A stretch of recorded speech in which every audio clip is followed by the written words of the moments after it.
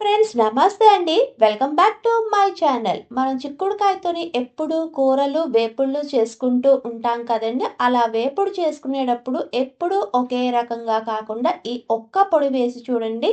చిక్కుడుకాయ వేపుడు అన్నది ఎంత బావుంటుందనమాట. ఇంకెందుకండి ఆలస్యం వీడియోలోకెళ్ళి ఆ ప్రాసెస్ ఏంటో చూసేద్దామా మరి?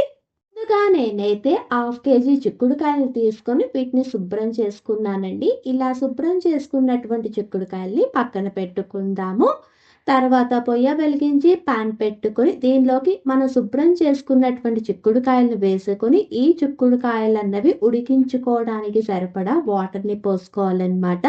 నేను మంచినీళ్ళు తాగే గ్లాస్తోని 1 గ్లాస్ వాటర్ని పోసుకున్నానండి. తర్వాత దీనిలోకి హాఫ్ టీ స్పూన్ పసుపు, 1 టీ స్పూన్ ఉప్పును వేసుకున్న అన్ని ఇంగ్రీడియంట్స్ బాగా కలిసేటట్టు కలుపుకోవాలన్నమాట. ఇలా కలుపుకొని మూత పెట్టుకొని మధ్య మధ్యలో కలుపుకుంటూ ఈ చిక్కుడుకాయలు మగ్గించుకోవాలండి. ఒక పక్కన చిక్కుడుకాయలన్నవి మగ్గుతూ ఉంటాయి. వేరొక పక్కన ఒక మిక్సీ జార్ తీసుకొని దీనిలోకి ఫైన్గా చాప్ చేసినటువంటి 2 టేబుల్ స్పూన్ ఎండు కొబ్బరి, 1 టీ స్పూన్ జీలకర్ర, 2 టేబుల్ స్పూన్ పుట్నాల పప్పు, వలవనటువంటి 12 వెల్లుల్లి రబ్బలు, మీకు రుచికి అనుగుణంగా కారము, కొంచెం ఉప్పును కూడా వేసుకున్న అన్ని ఇంగ్రీడియంట్స్ని ఫైన్ పౌడర్గా చేసుకోవాలండి.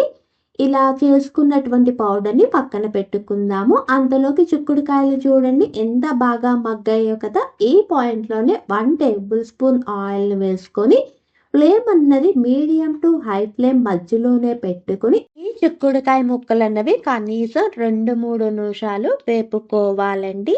అంతేకాదండి, ఈ చిక్కుడుకాయ వేపుల్లోకి మీకు కావాలి అంటే చిక్కుడుకాయ ముక్కల్ని పక్కన పెట్టి తాలింపు పెట్టుకుని దీంట్లోకి ఉల్లిపాయ ముక్కలు కూడా వేసుకుని అవన్నీ బాగా వేగిన తర్వాత ఈ చిక్కుడుకాయ ముక్కల్ని వేసుకోవచ్చు.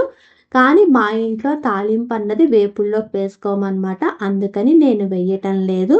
ఇలా చిక్కుడుకాయలు అన్నవి బాగా వేగిన తర్వాత ఫ్లేమ్ అన్నది పూర్తిగా లో ఫ్లేమ్లోనే పెట్టుకొని మనం ముందుగా రెడీ చేసుకున్నటువంటి పౌడర్ ఉంది కదండి, ఆ పౌడర్ని వేసుకుని కదుపుకుంటూ ఒక్క 2-3 నిమిషాలు వేపుకుంటే సరిపోతుందండి.